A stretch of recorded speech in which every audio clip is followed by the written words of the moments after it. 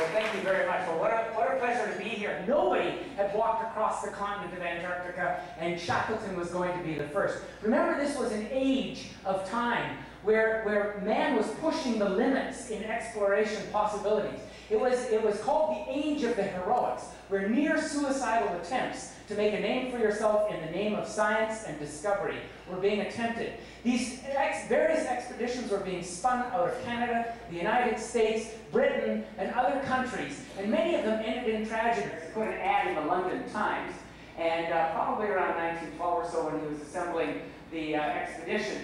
And the ad read, "Men wanted for hazardous journey, small wages, bitter cold, long months of complete darkness, constant danger, safe return doubtful. Honor and recognition in case of success." Doesn't that sound like a nursing ad of modern day? Yeah, I think so. We're heading off now on an incredible trip. A trip through the roughest ocean in the world. And here's our ship. It's a 300-foot-long, ice-reinforced ship. A Russian vessel that was built in 1990. The winds are really blowing now. We tried to stop at 2 different penguin colonies, but it hasn't worked at all. It's blowing about 70 knots at the moment. Impossible landing conditions. Do you know how fast 70 knots is? 70 knots is 150 kilometers an hour. The whole ship was sitting on the side.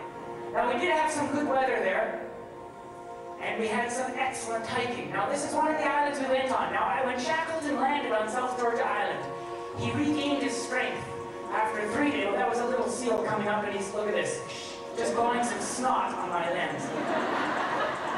After 16 days out in the open ocean, Shackleton was very hungry. They ate albatross when they landed. Now, albatross are normally a bird that mariners are loath to eat because the albatross represent the lost souls of long-drowned seamen.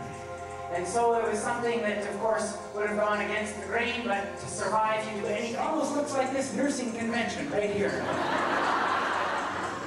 Holy cow, there's a lot of them. On that particular colony, about 200,000 king penguins. There's my wife sitting there. All you have to do to king penguin watch is just sit and wait. And this is an example of the exuberance of life that exists